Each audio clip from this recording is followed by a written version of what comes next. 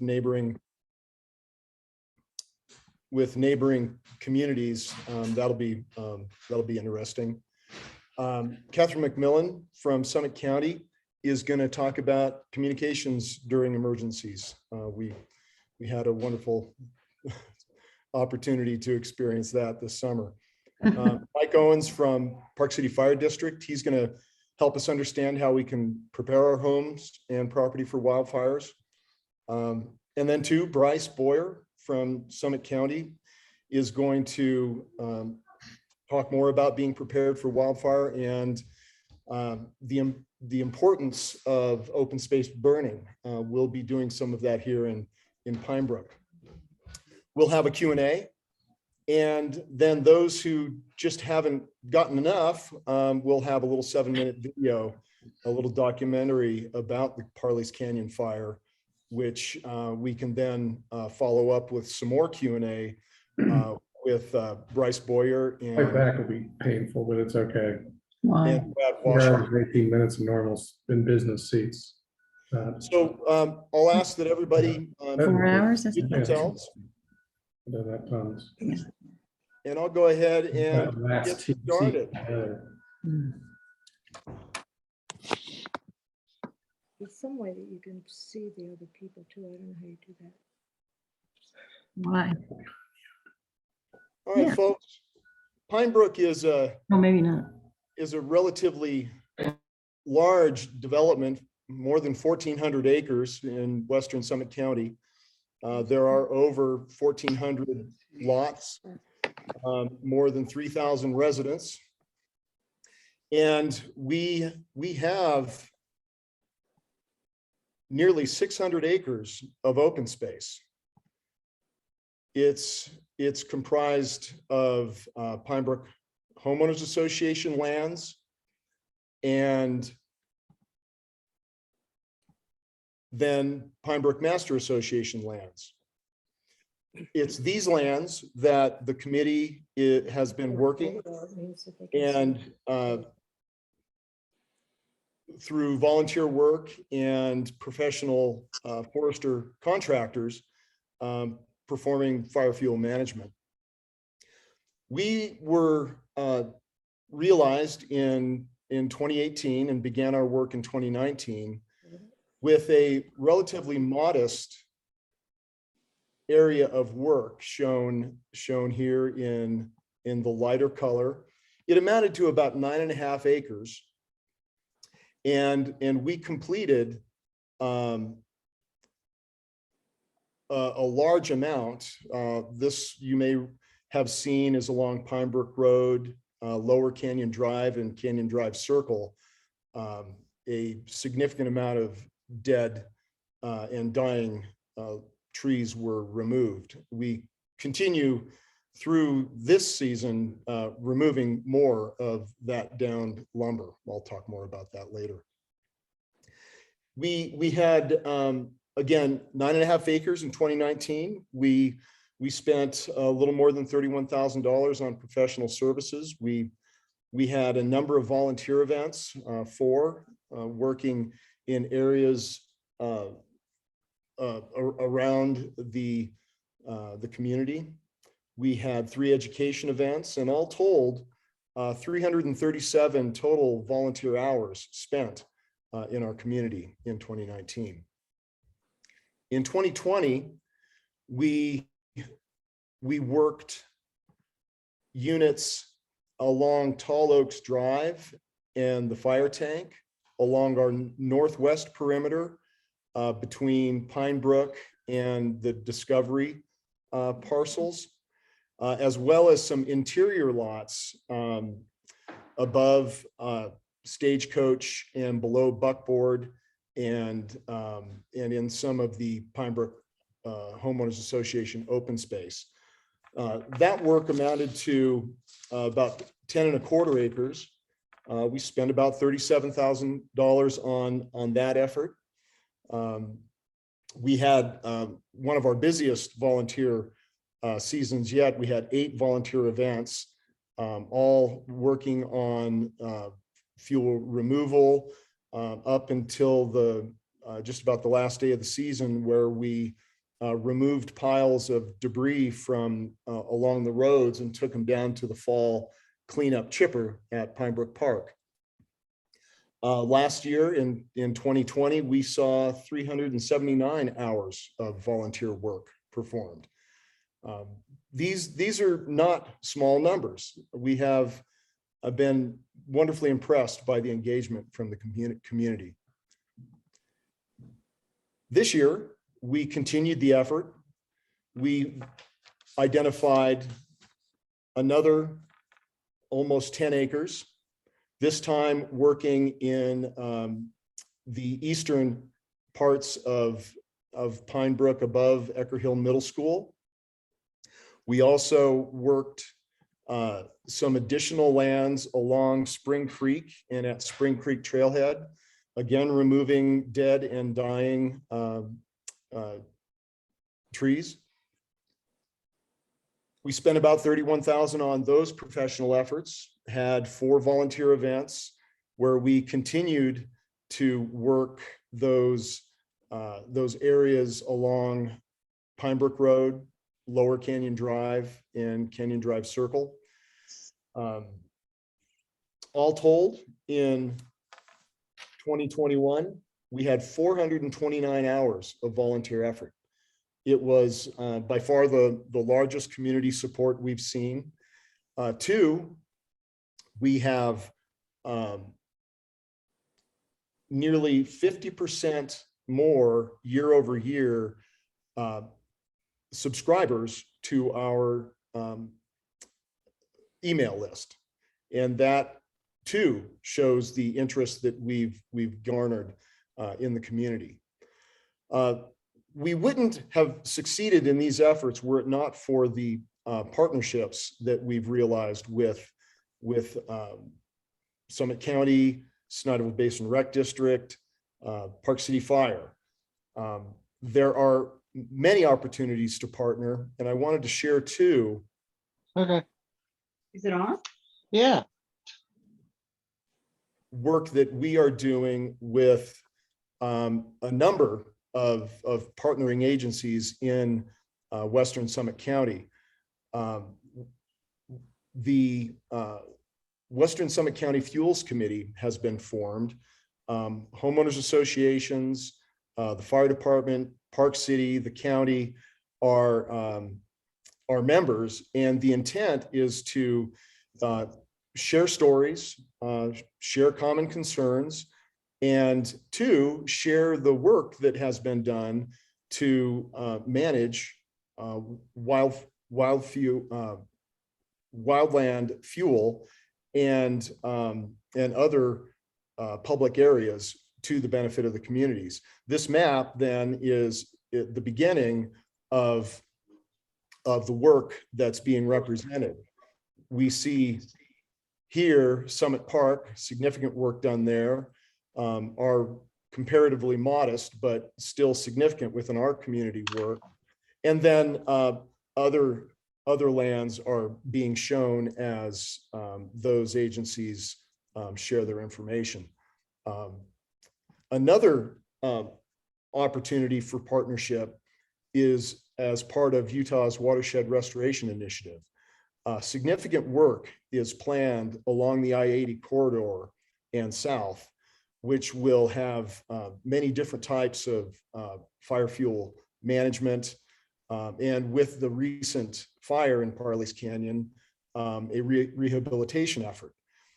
You'll see in this map that this work will continue up and just to the northwest of Pinebrook. So we can look forward to many more opportunities to partner and show significant work, not just in our neighborhood, but in the surrounding areas. With that, I'd like to hand it over to Matt for his discussion on Toll Canyon. Thank you, Don. And you can actually, if you want to pull up the map of the Western Summit County Fuels Committee that shows some of our work. I don't have much of a visual presentation prepared, but yeah, here we go. I think that would be very useful. Great. So Hi, everybody. My name is Matt Wagoner. I'm the Trails and Open Space Manager for Basin Recreation. If you're not familiar with our organization, we manage 175 miles of trail and over 2,000 acres of recreational open space in the Snyderville Basin. So this includes the Summit Park and Toll Canyon open space properties, which you see portions of highlighted in red on the map that Don's showing right now. Tonight, I'm going to give you just a brief summary of what we've done for the past couple of years. It's been years in the making before that, but we finally got boots on the ground, finally got some work done over the past couple of years. So I'm happy to share some of that information with you tonight. So these properties, I'm assuming a lot of you are familiar with them, but the Toll Canyon and Summit Park properties lie just west of Pinebrook. They're accessed by the trails that hopefully you're familiar with, like Toll Creek, Toll New World most recently, No Worries, Road to Waz. It's a beautiful part of the district and Summit County, and it's one of the most densely forested areas in Summit County, and it was because of that, or in the district, I should say, of the lands that we manage. And it was because of that that we decided a couple of years ago to actively manage these forests for several reasons. And our partners at the state and the regional level were really helpful in providing expertise and funding, most importantly, which is the WRI initiative or project that Don had mentioned. And our goals in actively managing the forest here were improving the forest health, enhancing watershed resilience, and mitigating hazardous fuels. So not just fire related, but also about enhancing the ecology and environmental systems that are so important as well. So to that end, we had 3 different techniques employed on these projects in the areas you see highlighted in red. Thinning is one, and probably the one that is most intuitive, but that involves lowering the overall stem density and reducing competition among trees in the forest. So much of this usually includes cleaning up the dead and the dying trees in the forest as well. Patch cutting is another technique, and this is where canopy openings are created, and that mimics historic patterns of mixed severity disturbance or fire in the forest. So creating more diversity on a landscape scale. And then shaded fuel breaks, which you'll notice are more linear features. You'll see kind of in the center of your screen there, like up and down Toll Canyon running north-south. That's what we'd call a shaded fuel break.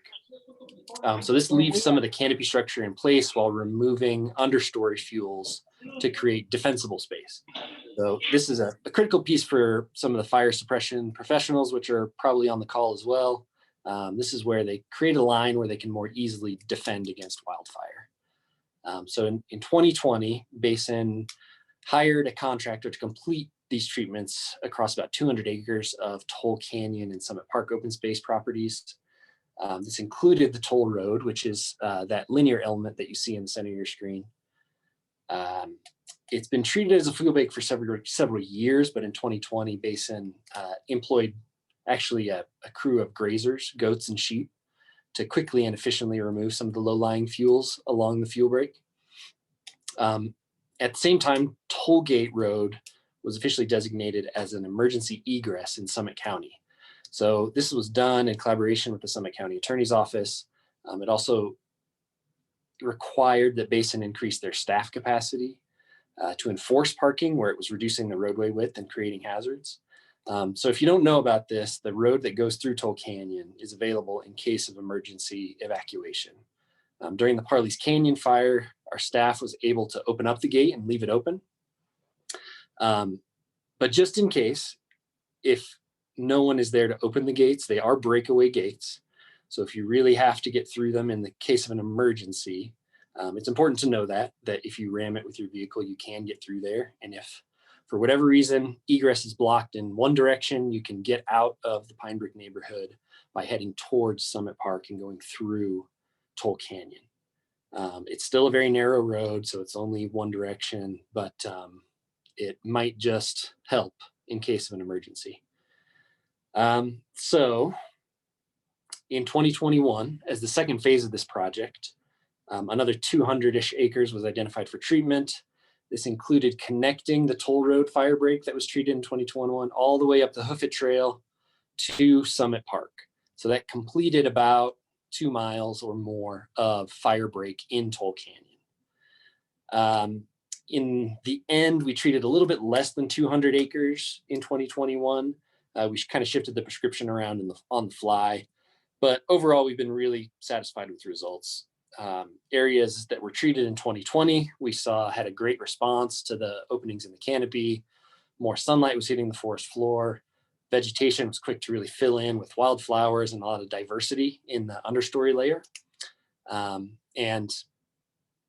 Importantly, it also, on a landscape scale, broke up the continuity of fuels in the forest. So fires, say, that were started along the I-80 corridor in Parleys Canyon have a harder time making the leap across those canyons and across those ridges to move from neighborhood to neighborhood. At least that is the goal. So we're hoping that it's less likely to create a lot of dangerous high severity stand replacement events in the forests up there. Which we were all reminded of this summer, the possibility of those severe events. With that, I'll wrap up. I'll say thanks to Pinebrook HOA for the opportunity to speak. And we're really appreciative of neighbors like the Pinebrook HOA for doing the work that they do. As you all know, the fire does not respect the property boundaries. So it's great to have neighbors like Pinebrook. Thank you. Thank you very much, Matt. Next up, I believe it's you, David. Yep, I'm just going to change the share screen here. Don, give me 1 second. Okay. I just want to reiterate a couple things that have been said already. Thank you all for joining. We think talking about fire safety is something some of us could do a lot. And then one of our challenges, obviously, is trying to figure out how to get as many people in Pinebrook to hear the messages, which we're grateful you're all here to listen to.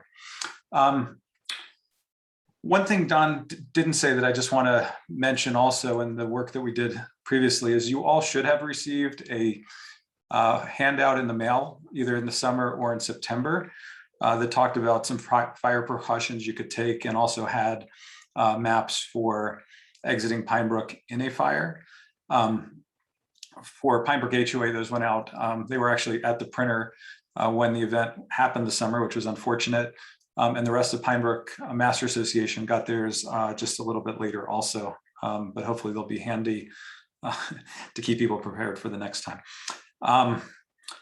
What I want to talk about for about 5 minutes or so is just to let you know that as the Fire Safety Committee, and we've been in business for a few years now with about 20 members on the committee, one of the things we thought after the event happened this summer was that it would be really, really important to share what we saw as some of the lessons from inside the event with all the folks outside the event that were doing everything in their power to help us get through it. So back on September 28th, we held a meeting. We worked together for this purpose with Discovery Ridge, our newest neighbor, Timberline, and Summit Park. And we met with, as noted on this page, which hopefully you can all see, the Sheriff's Office, with the Emergency Management. Katherine's here tonight. With the Fire Warden, Bryce is here tonight. With Public Lands Management, the County Council was interested in hearing what we had to say, so Glenn joined, and the Park City Fire District, and Mike is here tonight also. So we think engagement is really important. The purpose of the meeting on the 28th, I'm just going to summarize a few things from that meeting. The purpose of the meeting on the 28th, one, we wanted to thank all the organizations that worked really hard to help us through that. And thankfully, there was no loss of property and there was no residents that suffered any personal harm to the best of my knowledge. But we also want to share our thoughts about the lessons learned so they could be incorporated into the official thinking about how to reduce the risk for next time, and also how to ensure that there's an even better response if there ever needs to be one another time. And so just to walk you through a few of the things we raised, and in that meeting, it was more, from our perspective as the beginning of a discussion. We didn't expect anything to be resolved on that first meeting, but but we do hope to have some future meetings to continue the dialogue. We really had two main topics. One we called, how do we reduce the risk of this happening again? You all may recall back after the event, there was an awful lot of discussion, for example, on Nextdoor about the community saying, I think there was unanimity and agreement that Route 80 is what I would call a known problem in relation to wildfire risk. So we just wanted to highlight that, all of our residents remain very, very concerned about that. We worry about isolated car fires, car truck crashes, materials that can ignite wildfires being released from vehicles, and noted that over the years, there've been a bunch of different events that have happened there, some smaller, some larger.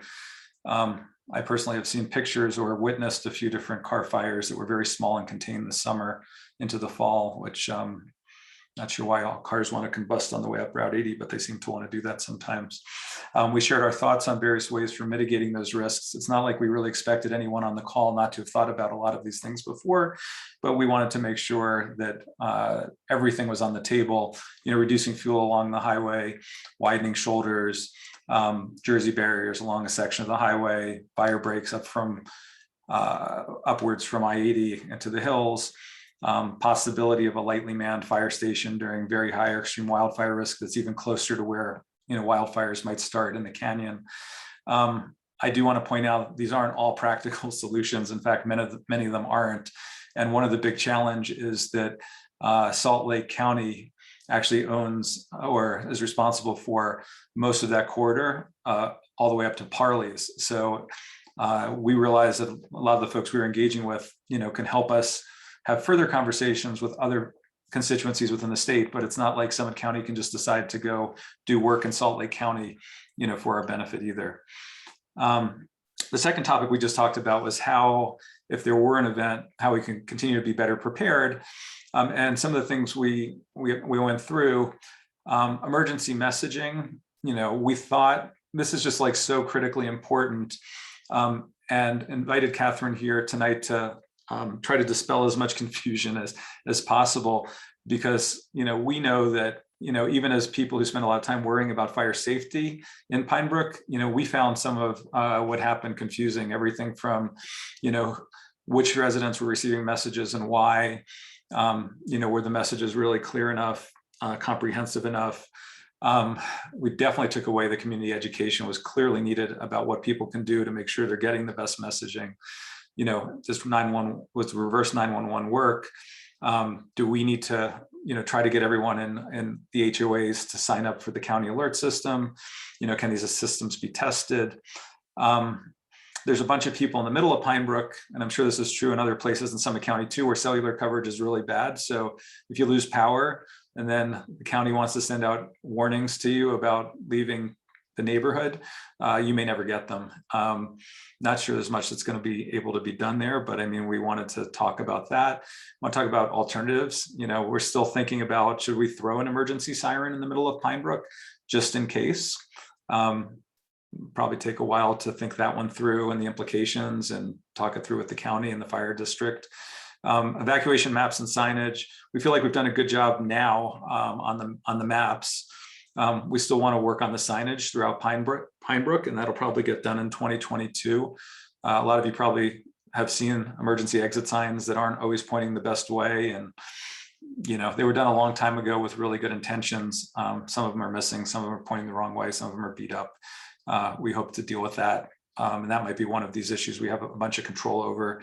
Occasionally people do rent out their properties for, I don't know, a year, a few months. Maybe it's a good idea to ask the county to require people who rent properties, and even shorter term where they're allowed to post evacuation information, on the garage doors or something. I'm still a little confused on whether we should be turning off gas in an emergency, but if we should, it'd be good if we all knew how to do that. So this is the last page. I'll do this one quickly. With respect to the evacuation itself, we felt, we know the Sheriff's Department and Search and Rescue did a lot of work to make sure they knew we were all out, and if some of us weren't, where those people were. But we kind of felt like in retrospect, they worked even a little too hard. Like we've suggested to the Sheriff's Office that there might be some way that we can work with people in our neighborhood so that if we leave, maybe at a minimum, we put signs on our door saying we've gone, or maybe there's some other way, you know, so the sheriff's department isn't spending so much time and effort working on this. You know, we found the markings. This was more of an upper Pinebrook problem, I think, but there were markings on the street that were very varied, very confusing. In most cases still haven't disappeared, even though I can assure you all, after talking with the folks that did it, it was the same kind of paint used that is used to mark, you know, where underground utilities are. It should be coming off. I'm hoping by the end of the winter, all of those reminders of the fire will be gone, but we'll see. But we talked about type of paint. We talked about, should we be putting our names, addresses, phone numbers into a database during evacuation? We talked about the fact that, you know, the neighborhood was intended to be blocked, but it didn't really work completely. So if they want to do that, it really might need to be more systematic. And then there are what I'll call the while evacuated issues. Some of us were very, very frustrated just about the fact that on our handout, for example, we have about 18 different places you could go look for information during the fire about what was going on. We really would love to see, you know, like a golden location where we could point people to, maybe updated twice a day. I know I've been told that, you know, it may need to be a public site that can deal with 1,000 people logging on at the same time, but it's one of those things we're talking about. There were various lists of hotels that popped up accepting evacuees, but again, you had to look in a lot of places to find this stuff. There's confusion on some of the terminology. At one point, everyone was told Lower Pinebrook could go home, but I'm not sure a lot of people really even knew if they lived in Lower Pinebrook. So again, our goal was to just kind of raise all these issues, make sure they were on the list of things being thought about, and continue engaging on them. In terms of next steps, KnowKathryn McMillan is on this meeting. She's going to do the best job I know she possibly can in about 10 minutes to clear up as much confusion for as many of us as possible. And then importantly, we hope to have future meetings with the Park City Fire Department, Summit County, other official organizations to continue to try to implement some of the ideas and continue raising our concerns. To honestly, our bottom line goal is to make Pinebrook as safe a neighborhood as we possibly can. And with that, I'm happy to turn it over to our next speaker. Thanks, David. I appreciate that overview as we have this discussion, and I'll do everything I can to address. Boy, my camera is doing something very strange. Must not like the evening lighting. Let me see if I can fix them. Back up a little. No, is that getting worse? Sorry, guys. Anyways, I'm happy to be here tonight, and I will do everything I can to address much of what David brought up.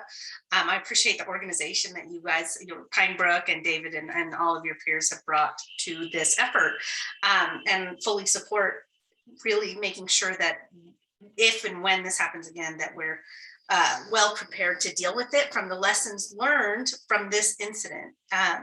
So I think what I'll start with quickly is, I don't know if I have the capability to share my screen, David. I don't have a formal presentation. Yep, I can.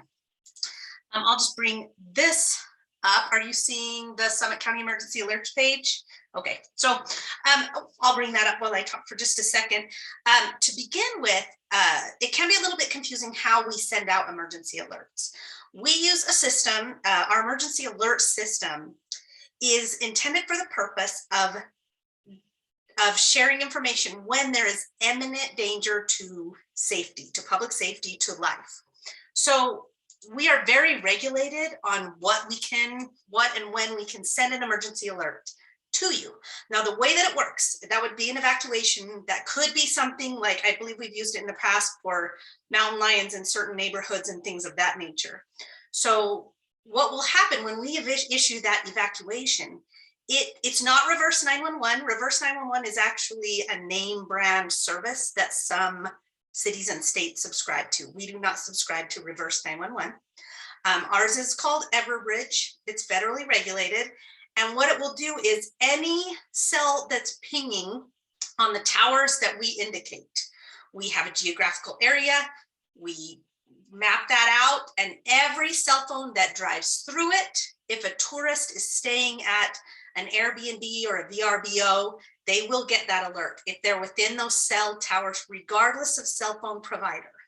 Now, there was some confusion on this one where people thought that only Summit Park was evacuated, or the towns that were listed didn't look like they came through on your phone.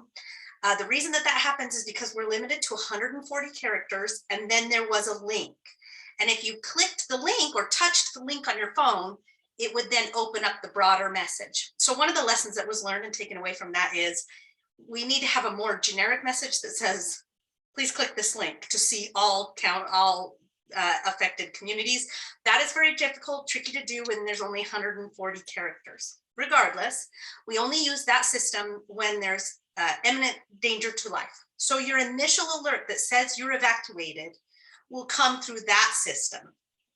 Now, if you have gone on to this website, summitcountyalerts.org, and subscribed, one of the advantages and the great preparedness efforts of this is that you can list not only one phone number that's on those cell towers, you can list your emails, landlines, your spouse's phone number, as many as you want on that profile. And that system will cross-reference that, and it will send a message to one. And if you didn't respond, or if you didn't confirm that you received it, it will then go to the next number you listed on the list. And if you don't confirm there, it will send you an email. It will go as far down the line as you have signed up for. Of course, as soon as you confirm that you received it, it then stops sending those messages. Now, there were additional texts that you can also get that some people got and others didn't. So the reason that those people got it is because we have a type of hotline, if you will. It's called a Nixle. It's where people have texted the word SC Fire Info for Summit County Fire Info. If you text SC Fire Info to the number 888-777, it's a 6-digit number, 3 8s and 3 7s, 888-777. If you text SC Fire Info to that line, you are opting in and subscribing to receive alerts. And sometimes people call them an emergency alert, so then we're confused about what we're getting. What will happen at that point is our communications team, headed up by Derek Sidaway at Summit County in this incident, and his team will issue just updates and information to those that have opted in to get those texts. And so if some haven't done that, they won't get it. If some have, they will. They're not all those initial emergency alerts. Now, once we've sent out that emergency alert and you've done your evacuation, communications has a huge task of getting information to you, which can be confusing and frustrating. David brought up a good point that we had this whole list of where you can go to get info. The reason that is always probably going to be that way is because communications is working to bring information wherever you are. If you're on Facebook, they want it to be on Facebook. If you're on Twitter, they want it to be on Twitter. If you're on Instagram, a lot of social media. And some of you will say, I don't like social media. I don't want to be on it. The advantage of social media is it doesn't crash the site if you have thousands of people jumping onto it. Even though we had 8,000 people that were evacuated in this instant, and we have much more in Summit County who were interested in what was going on. So we try to say, well, you can go to Utah Fire Info for information. We crashed Utah Fire Info site. So we brought that site down just by referring people to it. Social media doesn't have that weakness. It doesn't go down if 100,000 people are looking at it. So they work to diversify the information. They have it on neighborhood apps. There are lots of places to get it, and they do that intentionally. I agree. I would love to get it streamlined. There's a couple things that we did that were lessons learned after this incident. One of the lessons learned going forward is that our communications team will establish a schedule, if you will, when they need to push out information. They will make it public information that they're going to push updates at 8 a.m., noon, and 6 p.m. so that you don't have to check it all day long. You know when there will be more information. And if there was not any information, then they will post, there's no updates. This is still true information. So they have established that going forward, they'll have a schedule to which they'll post information. A couple of other things we're working on developing is a hotline in which we could post that number. You can have that number recorded in your HOA information. that you can call and there'll be a recording of the most up-to-date information, because phone lines don't have the same issues that internet has. So we're working on establishing a hotline of information. Currently, we also don't have a very prolific emergency management website, and that is being remedied right now so that you can go to Summit Ready and you'll be able to see all kinds of information. Again, it's possible to bring that site down if we have too many visitors at the same time. But we're working to fortify that and to make it a good, valuable resource to you when something like this happens. We are, the other thing that we do, and I know there's concerns that if the power goes down, and some of you don't have that, we knocked every single door, and we'll do that every time. So if you don't have your phone on, if you don't use the internet, there were search and rescue teams that knocked on every single door. And that beyond that, we're limited on how much we can do to help reach you. If we need your participation in making sure that you get signed up on these alerts, subscribe to the Nixle, what we call that subscription at 888-777. And we're working to improve too. So that's everything I have for communications at this point. I think we're holding questions until after Mike Owens and Bryce Boyer has a chance to talk. David, is that correct? Yes, that is correct, Catherine. Okay. Did you want me to cover anything else, David, before I was finished? Unless you had anything you wanted to say, I think you did an awesome job. Okay, I think we covered it, but I'm happy. I'll stay on for questions after Mike and Bryce. Great, thank you. Thanks. Mike, to you. I'll step you. Thank you very much. Let me get this thing going here. Okay. First of all, so thank you very much for having me. I really appreciate this opportunity to get a soapbox, as it were. I want to start out just by saying you guys have done an absolute incredible job. My job as the fire marshal of the Park City Fire District is to increase the awareness of fire safety within our community. And if every community had the same type of community that you have and the effort that's being put into this, it would make my life so much easier. The amount of work, and I don't know if it's recognized by your community or not, but I just want to take a moment to say thank you for the work that you do. You really are an active member of your community, and you're doing a great job. And that doesn't just go to you, David. I mean, yeah, you're doing a good job. There's a lot of people involved in this, from everyone who shows up to a volunteer day to the people who put in the hour after hour of meetings and planning. And so I appreciate that. You guys are awesome. I want to talk about just a couple things. Let me share my screen. Which one do you want to see? Let's look at this one first. Okay, so we're going to get to that bit in a minute. I want to talk a little bit about home hardening. And one of the first things that I'm asked is, where can I go for information about home hardening? What I'm going to do is I'm going to hit a couple of things about home hardening. I'm going to talk about what the fire district can do to help everyone out. And then I want to show you a little bit about what we did with chipping this year and what we have coming up over the next couple of years, or at least over next year. So first of all, this is the Summit County Fire Warden's website. You can get there by going to summitcounty.org/firewarden. And from there on the right-hand side, you see this resources, and you get this great list right here. Let me put in the chat right now. So I'm going to link to 2 different documents, and then there's my email if anyone needs it. The first document I want to talk about is this one right here, this Firewise Landscaping for Utah. So we get a lot of questions about what kind of plants should I have around my house. This isn't the newest document out there, but there's a lot of information in here that just plain doesn't change. I'm going to go through this really fast. There's a lot of good basic information about how fire travels up a hill, how you can protect your house, and just kind of the theory behind this landscaping stuff that we're talking about. But what's really valuable in this document is it gives details of different types of plants that you can have around your house that are fire resistant.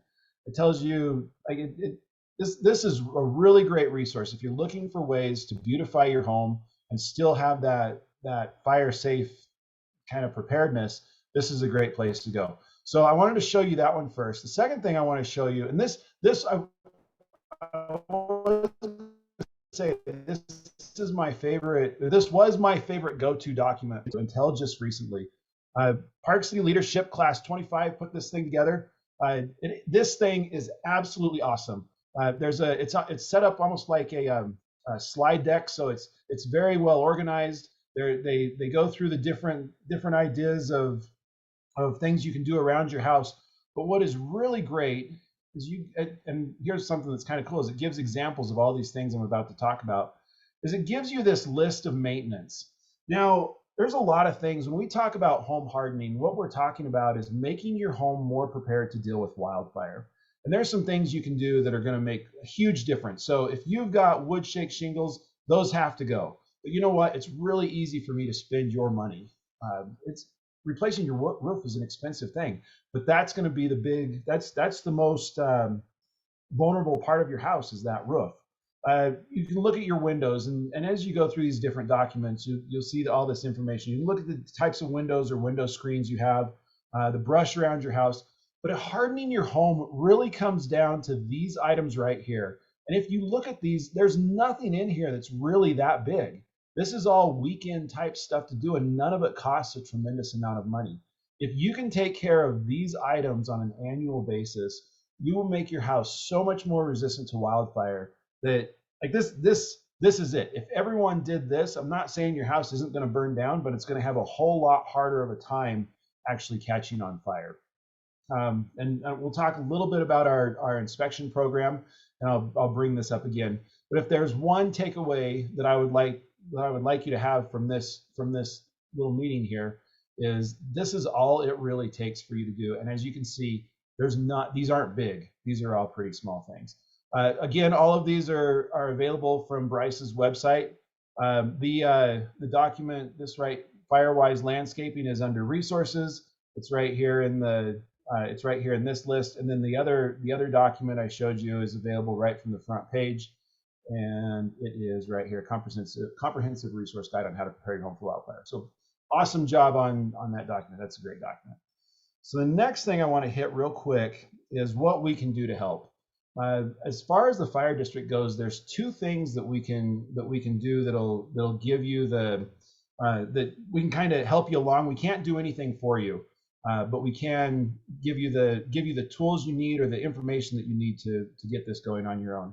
The first one is we do home evaluations. We had a very robust program, not this summer, but last summer. We had an employee who we had hired to go to people's homes and do these evaluations of their homes, where they would walk away with a list of things that needed to be done to their house, that was specific to them.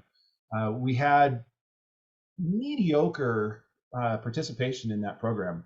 It wasn't quite what we were looking for. This summer, we didn't hire that position. We have two inspectors. I'm one of them, and one of my other inspectors is trained in these sorts of assessments. And we have one firefighter who's experienced in both structure fire and wildfire fighting, who we can come out and do these assessments on your house. It's not something that we advertise on our website, but if it's something that you are interested in, you can contact our office, and we're more than happy to come out and help you. Now, with it being a limited program, we're not going to come out and do an entire neighborhood. We've had HOAs contact us and say, hey, we want to do this, and we just can't handle every house in the community. My inspectors are doing things other than these type of evaluations as well, so we have to fit you into our schedule. One important thing about this program is it's not an inspection, it is an evaluation. There's no penalties for not doing what we recommend. We're just going to give you the information you need to make your house more prepared for wildfire. And the last thing that I want to talk about associated with this is that insurance gets to be kind of a big deal. Your home insurance, especially when we have a fire close to us. I don't know how many people in your community had experienced this.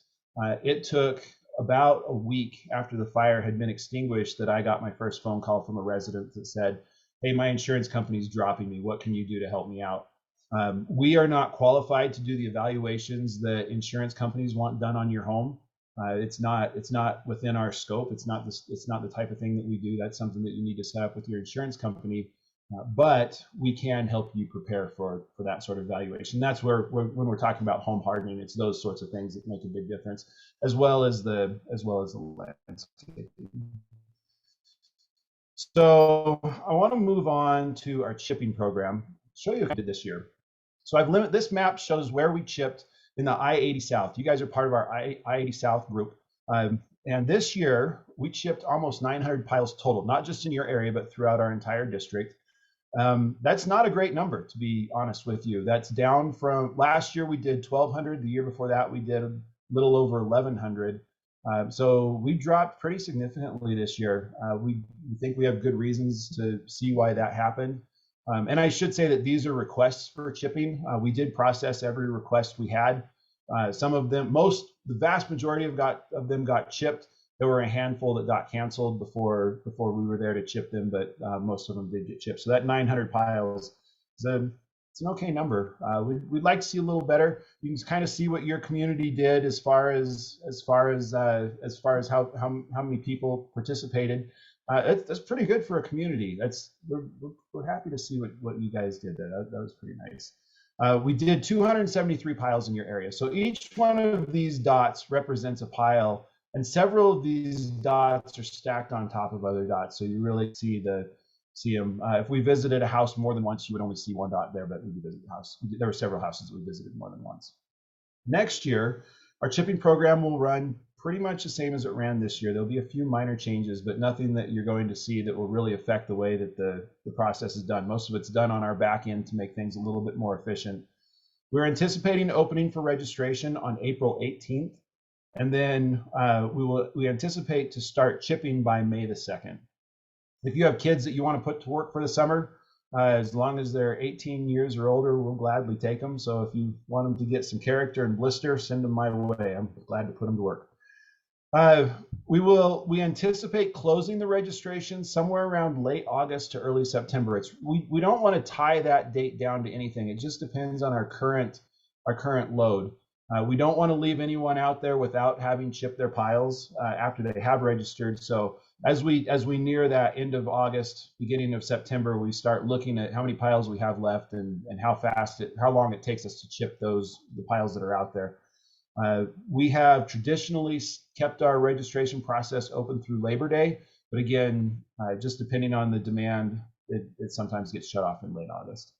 The chipping will end at the end of September.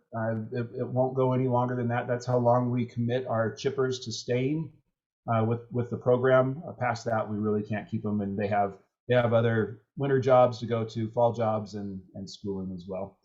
Be sure to watch our social media channels. We are on Nextdoor, we're on Facebook, we're on Twitter, and I think we are on Instagram as well. And you can also watch our website for announcements as to when that happened. But you can count on April 18th. You will see a button show up on our website that says, hey, it's time to register. Click here to put in your information. And that is all I have to say about the chipping program.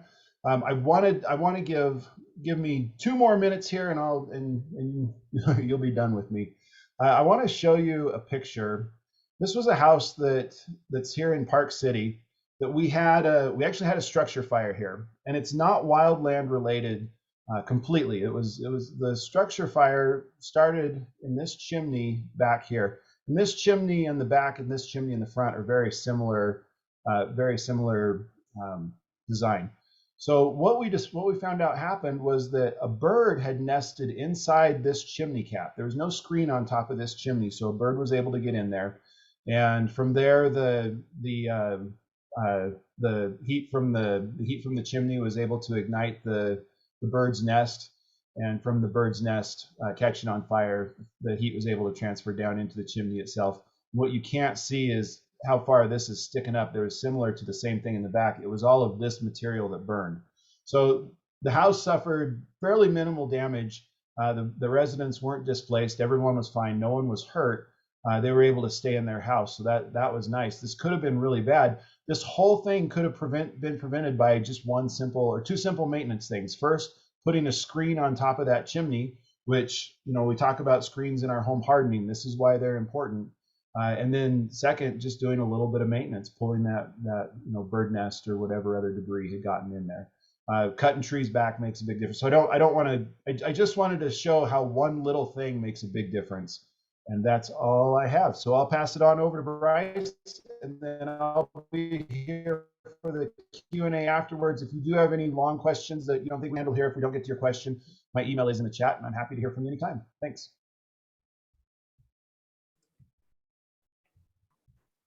It's all yours, Bryce. Thanks. So Dawn had kind of asked me and David asked that I kind of talk to you a little bit about open space burning that they brought up earlier with all the projects and fuel reduction work that your community, Basin Rec are looking at. And Mike, this may be part of the reason that you're not seeing as much chipping.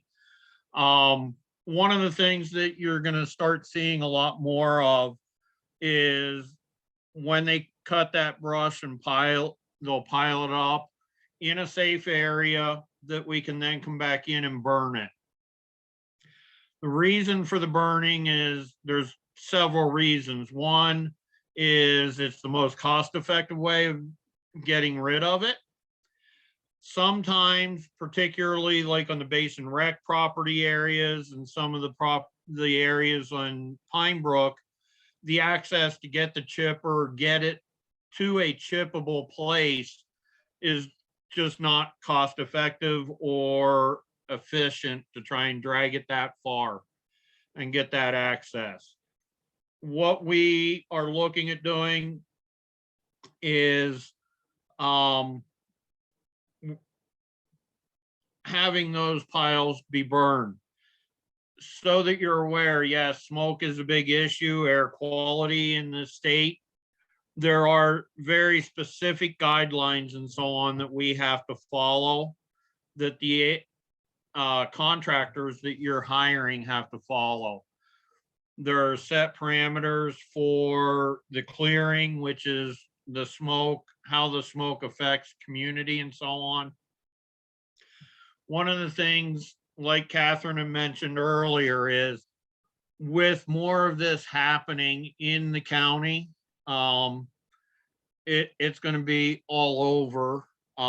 They did several burns up on the skis areas this year already. Some of you probably have noticed that there's already been smoke in the air from this kind of work being done in the Summit Park area. We're trying to make sure that it's out there, working with UDOT to try and have it put on the signs on I-80, posting signs in the community areas. We're also looking at reaching out, as we talked about earlier, to your neighborhood, the different social media stuff, Facebook and so on. If you are a Facebook person, please follow the county on Facebook. That way you can check in there and see. We started a forum, and Mike, thanks for the publishing the county website, the Summit County Fire Warden page. I'm not sure how to share, but on that page up on the left-hand side, there's a form that we started this year through a group that we put together for everyone that is burning, that they fill out so that the Derek and the social media or our PIO team, public information folks, then start pushing that out in those areas so that residents are aware. When they first did the first Summit Park one this year, we got lit up on 911 because everyone had thought that the Parleys fire had restarted.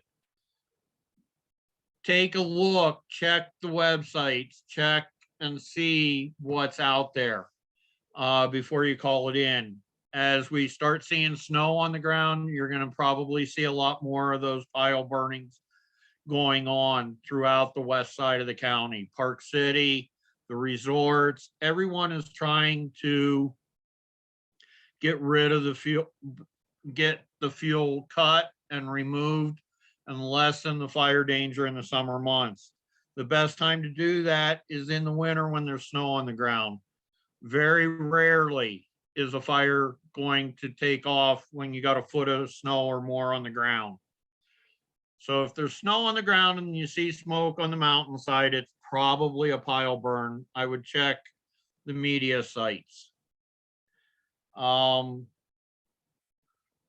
That's about all I had, and that's what I was asked to cover. So I'll turn it back over to Dawn and Dave and go from there. And thank you guys for inviting me.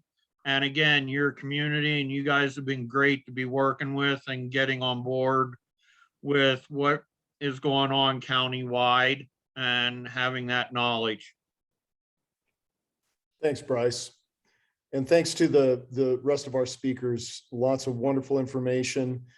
Probably a bit like drinking from a fire hose. Now's a chance to ask some questions or offer anecdotes. Use, if you would, the chat. If you don't want to voice the question, we'll monitor the chat. And anyone care to take the floor?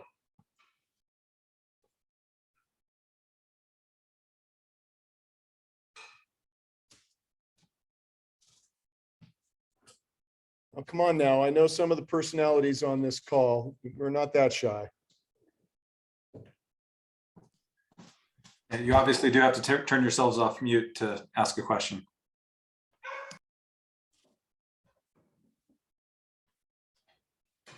So we have a question in the chat.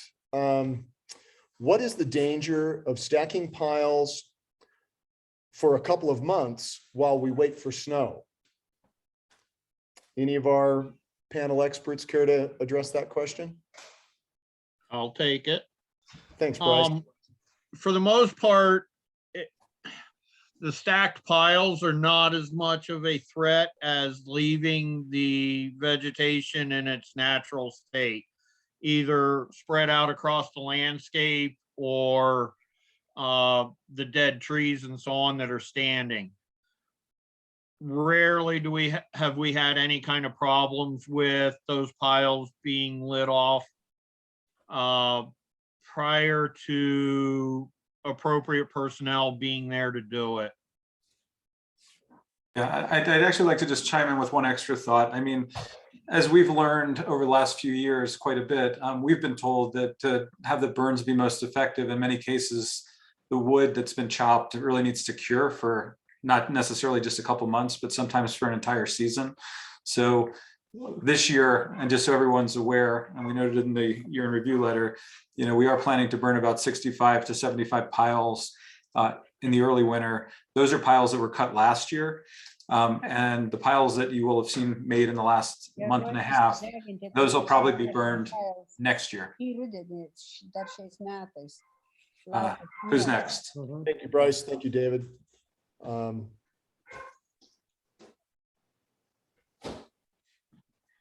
Any questions? Luda, I see you've come off mute. Do you have a question? Well, Pete had a question as to what is the minimum distance between houses in our neighborhood and in the Summit County? Is there a regulation that tells you that, you know, you have to be so many feet away from the house next to you? Does anyone know the answer to that question? I can answer that for you. Thanks, So Mike. every property has what's called a setback, and depending on where your property is, that setback can be as small as 5 feet to typically 20 feet. Sometimes it's 12 feet, but generally you don't see it more than 20 feet. So the closest a house could be to another house, or the requirement, I guess the biggest requirement would be 40 feet, but typically you don't even see it that big. You see it a little bit smaller usually. That's a Summit County building code or Snyderville Basin building code regulation is where that would come from. Thank you. Yep, no problem.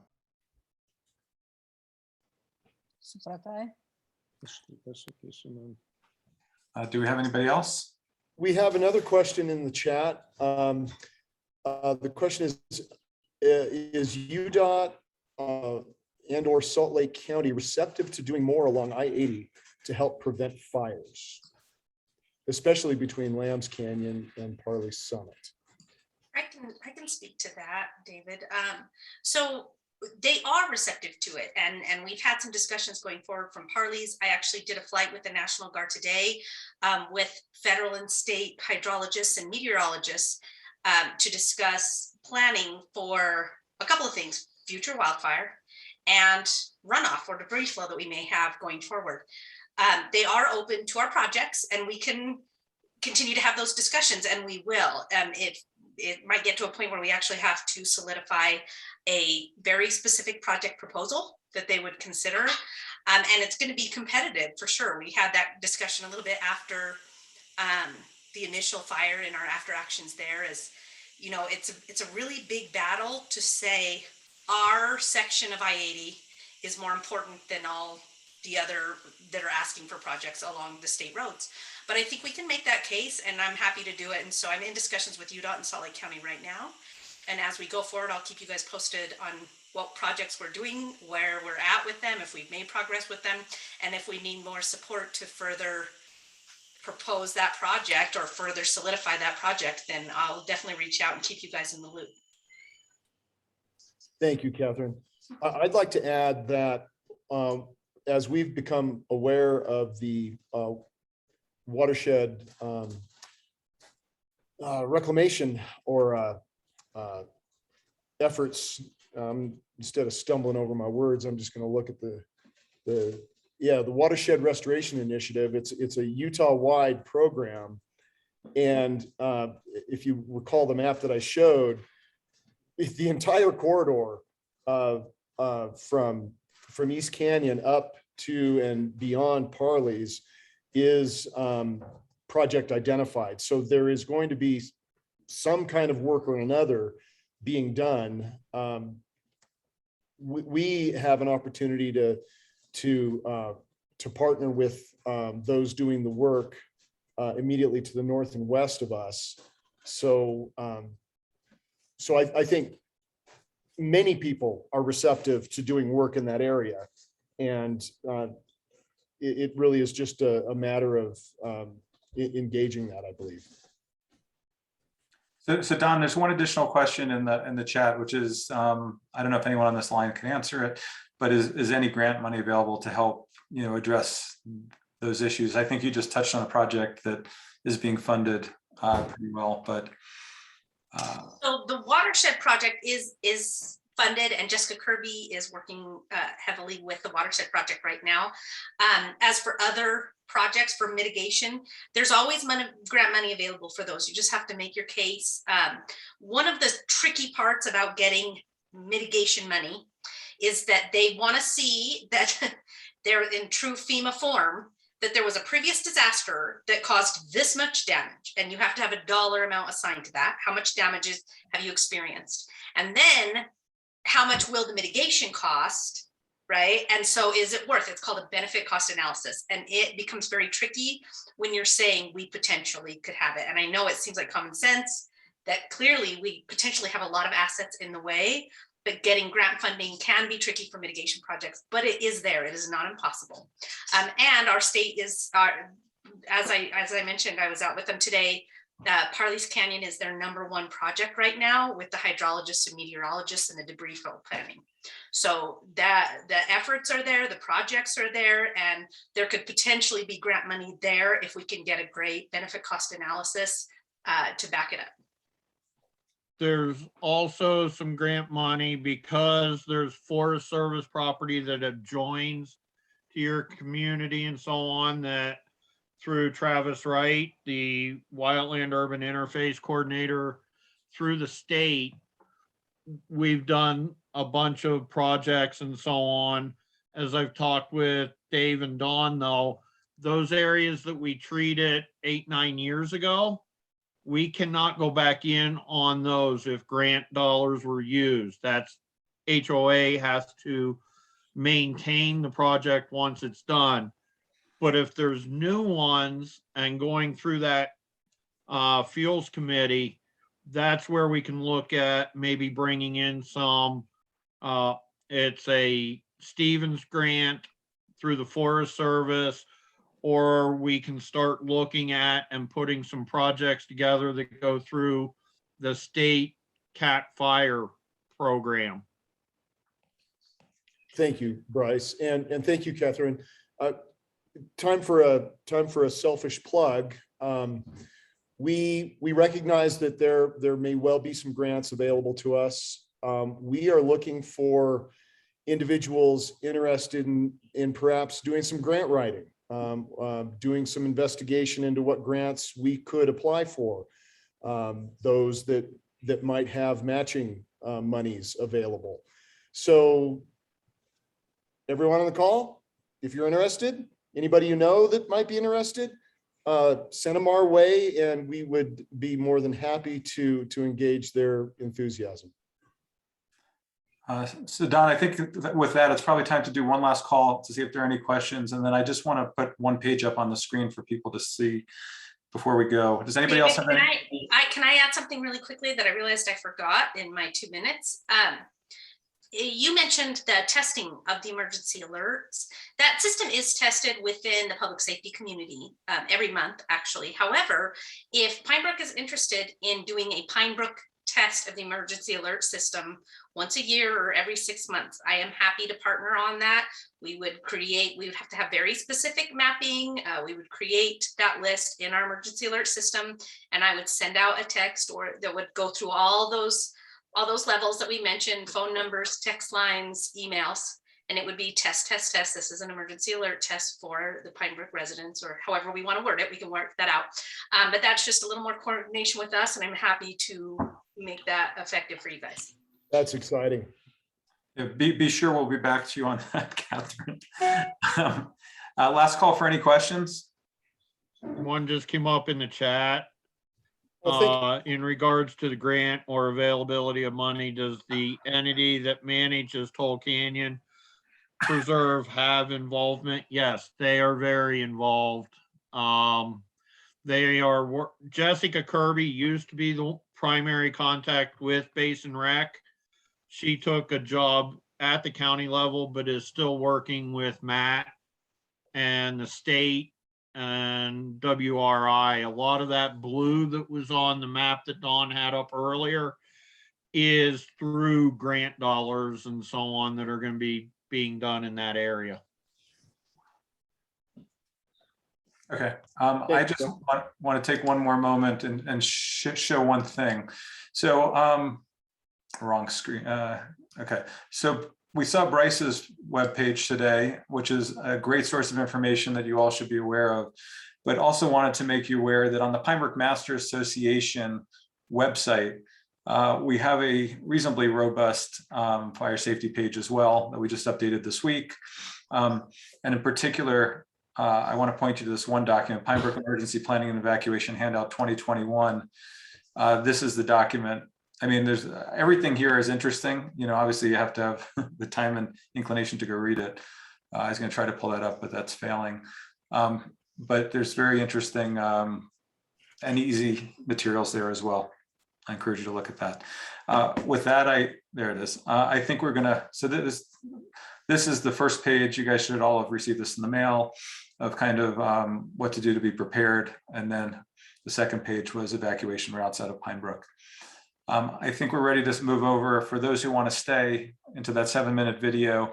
And then both Bryce and our neighbor, Brad Washa, who was actually involved in the firefighting effort, are going to stay after that 7-minute video to just answer any questions people have about the fire itself.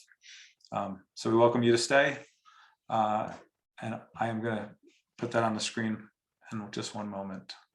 Those of you who won't be staying, thank you so much for your attendance. This has probably been one of our better attended meetings. We want better attendance though. So tell your friends, tell your neighbors, let them know that we are an active group of concerned neighbors and we want to grow this. Thank you. Sorry, Don, I didn't mean to start so soon. All right, I am going to try to screen share this. And just letting you know, Squad 1 Ducks is plugged in and getting engaged. We're gonna bear with me for a moment. I know it's not on the screen. Worked on last night, make sure this is good and secured, and then we're gonna bump up towards 8-1 in Cedar. I'll let you know when you're ready. Okay, thanks. Currently, as you can see, we're here on the Parleys fire. These boys are local. I squad, and they're designed to do fire mitigation with fire response group as well. So we've got these guys. This is their first big assignment here on the Parleys fire. It's a type 2 incident right now. A lot of these guys are more or less used to little day fires where they kind of hit them, get them knocked out, and then they sit on it for a little bit, and then they're done, moving on to the next fire. Today, as far as fire activity goes, this is day 3 of this incident. The overall, the low side here on Division Sierra, there isn't really anything going on. There's some little smokers, and all our job today right now in the morning is to kind of secure and make sure we've got this whole edge kind of more or less mopped up and secure so we can move forward, progressing into the deep country into our division break. These boys are doing an extremely good job, and you can see in this oak that we're standing in here, this is extremely hard to fight fire in. There is a lot of potential after a fire goes through. A lot of times it just gets a lot of the understory and then leaves most of the upper canopy, which gives the opportunity for like a rekindle, and that will definitely pose a threat if we progress forward and don't have this secured, so we have our back door airtight.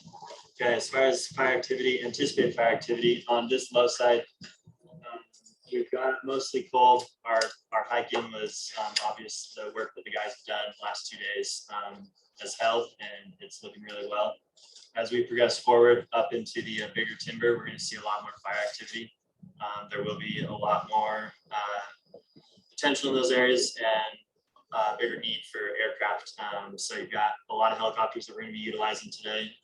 Aircraft, fixed wing, we're working with retardant, some more water. So it's going to be active on the high side, but down in here, yeah, it's going to be most likely minimal activity. Okay, so for the Squad 1 Delta, these guys are our local resource, and they are anxious to get on any fire to help our communities, make sure that we can keep them safe, and our fuel mitigation that we do early in the spring definitely helps give those folks, those communities, the peace of mind that there is a fire crew in their back pocket working for them, making fire danger lower. And when there is a fire, we're here fighting fire in their communities, making sure they're safe. Squad 1 Delta, stand by for your 900 weather report. The winds are coming out of the east at 1 to 3 miles per hour. Our temperature is at 68 degrees. Relative humidity 33. Break. Again, winds out of the east 1 to 3. Temperature 68. Relative humidity 33. How copy? Hi, my name is Wyatt Leeson with Unified Fire Authority. I'm one of their wildland part-timers here on this summer. Today I'm going to be the lookout, which means I'm going to be taking weather for the area. And why that's important is because the weather can really change how fire can happen. We have relative humidity, temperatures, and as temperatures increase, fire behavior increases. And relative humidity tells us how moist and how wet all these fuels are. So the lower the number, the more fire can happen, the more active it can be. And I relay that every hour to my crew. So I use my radio and I hit them up and I let them know all those things. I give them a trend. I tell them the weather goes, the temperature's gone up, it's gone lower. And that just gives them an idea of how safe they are in this area. And if I see anything, I'm looking around during the hour, seeing if I see any wind shifts, anything like that, and I'll let them know exactly what's happening so they can be as safe as they can be. Right now, we're looking at it pretty cold. Right now, it's 68 degrees. Our relative humidity is 75, and we have 0 winds right now. So right now, we're looking really safe, really healthy. And these guys are plugging in and using their sauce. Riley Johnson, I'm with Squad 1 Delta, the initial attack squad for Salt Lake County. Today we are going to be putting in salt line, which is just basically just removing all the green, separating the green from the black, keeping that, putting in like a solid line, not hand line, but solid line to keeping the fire separated so it doesn't spread, go anywhere else. This is Matt Buffard. He's my swamper, and he will be basically he's picking up everything I'm cutting, and he's separating the green, putting all the green stuff that hasn't burnt into the green deeper, and all the stuff that's burnt into the black already. So we're putting in about 6 to 8 feet of saw line, buffing out the corners, just making sure that we're pretty solid around this burn area, so it's not going anywhere else. This is a lot of our guys' first time out here. There's tons of excitement. You know, as far as camping out, doing direct line, and just the ins and outs of being on a big fire like this. We're really excited to be out here helping out the community and continue putting in good work. This game trail cuts through and then dives right in. Yep, that's our best one there. So where the Delta or 8-1 squad is right there. If we ever need to get down low, there is pink flagging the direction right now. But everything below us is that's the screen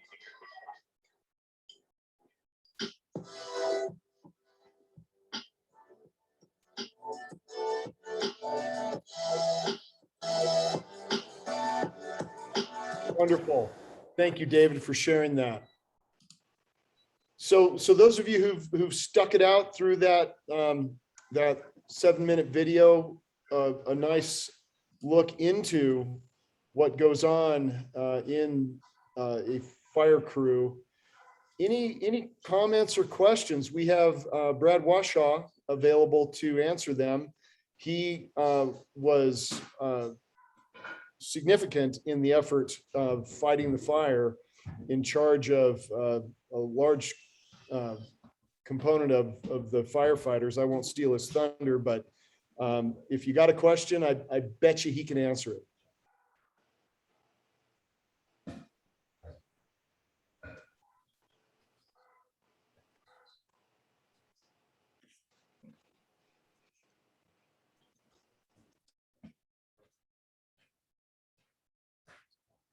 Well, I got one for you, Brad. Do you recognize the landscape behind me? Oh, you're on mute, Brad. I do, and hopefully there'll be some treatments in that mixed conifer that's having some forest health issues. Yes, this behind me is an image from this fall of the Parleys Canyon fire, an area affected by it. We had a hike up there led by Brad, a number of this group's members attended, and it was insightful. A lot of good questions were asked there. Yeah, Don and I've done that hike a couple times now, kind of a pre-trip and then the trip itself. But one thing I do want to say, I know it did identify that I'm with the Bureau of Land Management, and the BLM does not have large land holdings within Summit County. So, and I'm actually retiring from the BLM in a month. So I'm going to beat Bryce out as far as getting my retirement in before he does. But with that, I do appreciate Don and David. I made the mistake of replying to one of their emails earlier in the spring, and now they call me almost on a weekly basis to discuss wildfire issues. But one thing, unless there's any questions, I don't think people realize how close we came to losing structures within Summit Park and potentially up into Pinebrook. So you know, everything lined up very nicely, and Bryce can address this too, as far as with the Parleys Canyon fire. I mean, normally this time of year, or the time of year when the Parleys fire happened, you know, there would not be the number of resources available. There was a lot of activity going on in Northern California, Oregon, and the Rocky Mountain region.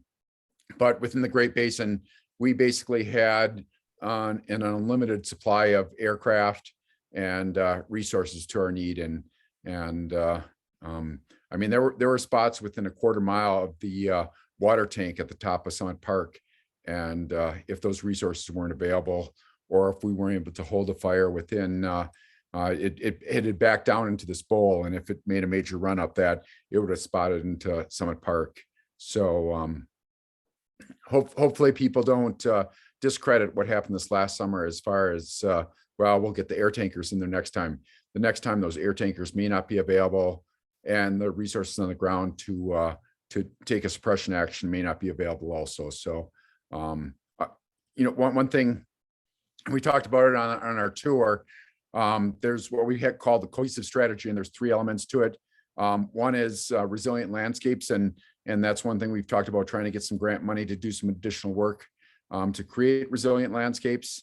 The other one is suppression response, but the last one is fire adapted communities. And with that, basically that's shared responsibility. And we live in a fire dependent ecosystem, and fire is going to occur here. And if you choose to live here, you also have to take responsibility for living in that and doing work around your home. So, because basically, if Parleys Canyon, if we weren't able to hold it where we did, we were going to lose some structures. I could have guaranteed that, and we were lucky not to. So, one thing I just wanted to put in, Dave, Don, for those of the folks that stuck around on this after seeing that, Brad's right. We lucked out in the fact that a lot of that air show that ended up happening was due to the fact that they were smoked out of the Oregon and the Pacific Northwest. A lot of those came out of up north down because they were unable to fly up there. Part of the reason, and I know there's some angst about being evacuated, I understand that. It's not something that we take lightly, but it is for the public safety and firefighter safety. Something to keep in mind that a lot of folks, public, don't realize is those aircraft cannot be used in the communities or close to them if we're going to have people in those communities.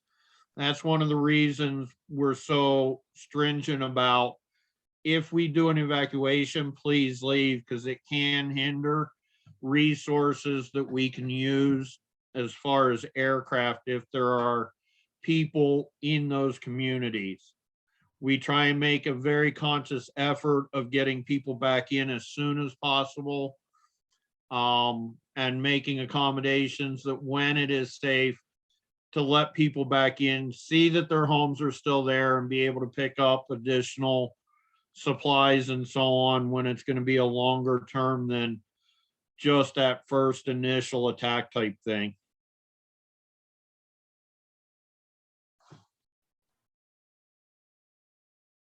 You still with us, Bryce? Don, time to wrap it up? Yeah, I'm here. I think I am. Well, You are, Bryce. Don, should we call it a session? Yeah, thank you all for your attendance again. If after you disconnect, you have a question, you have our email in your invitation to this, the Pinebrook Fire Safety at gmail.com. You can reach out to myself or David, and of course any of the professionals whose emails are in the chat. We would love to hear from you and want to have your questions answered. We look forward to seeing you out at the next volunteer event, and thank you very, very much for attending. Hey, Don. Yes. If people want to stay after for just a second, I have the footage from the flight of the burn scar from today. They're 30-second videos, and I would be happy to show you guys really fast for those that want to stay on the line. Sure, go for it, Kathryn. Yeah, you want to do it? All right, let me share my screen.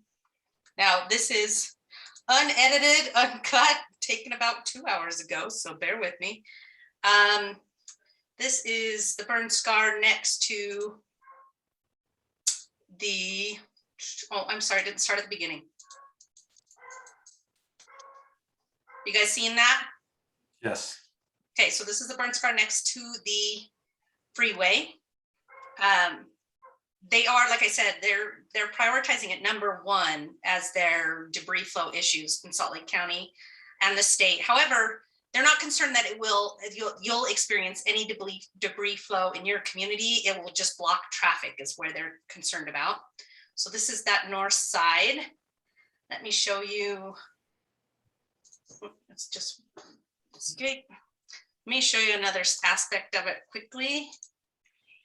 This is this other side. I'm going to mute it because it is a loud helicopter. I am so jealous. It was a good time. What's interesting about this video, I wish it was showing it full screen. It's not. Come on, baby. What's interesting when this pulls this up is something to notice about this burn scar and what happens, and that's why we're concerned about debris flow. It's not just the loss of the vegetation, as a lot of you probably know. The ground is cooked like a kiln, right, at 5,000 degrees. So what you're seeing where that snow is, it's not just because it's shaded. The ground is not absorbing the snow where it was burned. And that's why we're going to have some issues with runoff that could impede I-80. Like I said, it shouldn't encumber your community in any way, but if you have a traffic commute, then it will be there.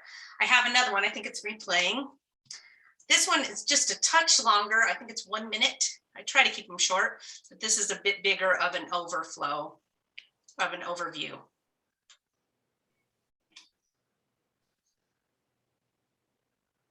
And this was also a coordinated effort. The Salt Lake County EM was there and I was there. And like I mentioned, federal and state hydrologists and meteorologists were there.